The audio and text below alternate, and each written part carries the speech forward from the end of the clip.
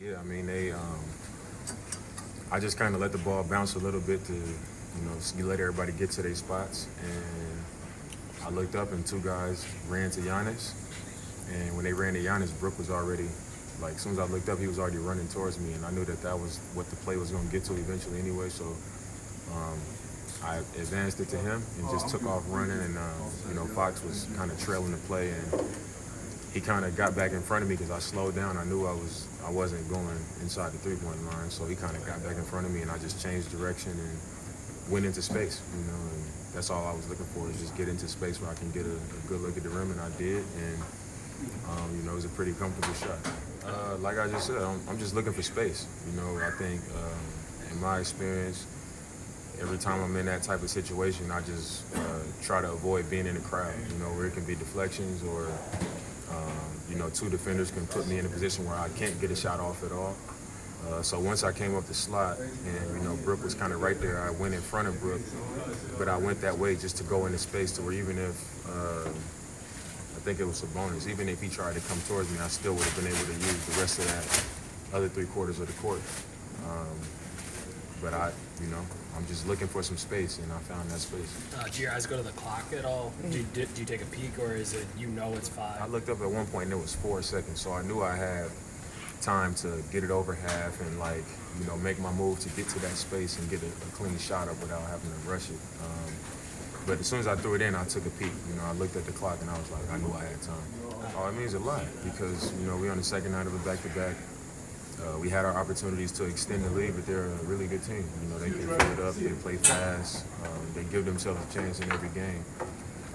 So these are the kind of games where you don't want to let them slip.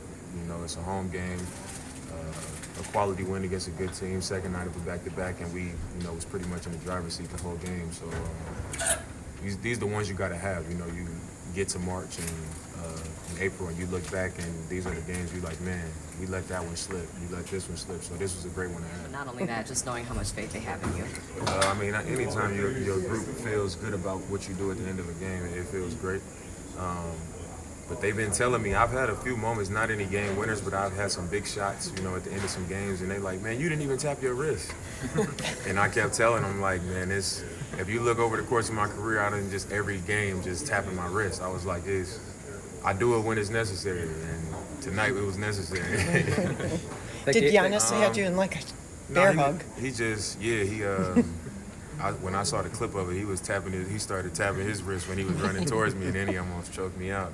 But after the game, he was just like, I never seen a tough shot like that, running full speed, then you kind of sidestep, fading from deep, like that. And I was just like, for me, I train and I work on these types of things, so when I do it, it doesn't feel as difficult as it looks, and then when I see it, I'm like, it does look really difficult, but I've got a lot of reps at shots like that, so when it looks a certain way to the person that's watching, it doesn't feel that way for me. That's why, because Eric asked you about the sequence, but when did you actually have a chance to look at the rim? It looked like you almost let the shot go without even looking at the basket because you were looking at the court and defenders and the time and the screen. No, my eyes went up first.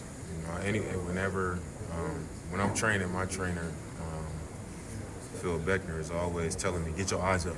So it's a habit for me off the dribble. My eyes are up almost before I'm even gathering the ball. So I got that space, and my eyes was on the rim.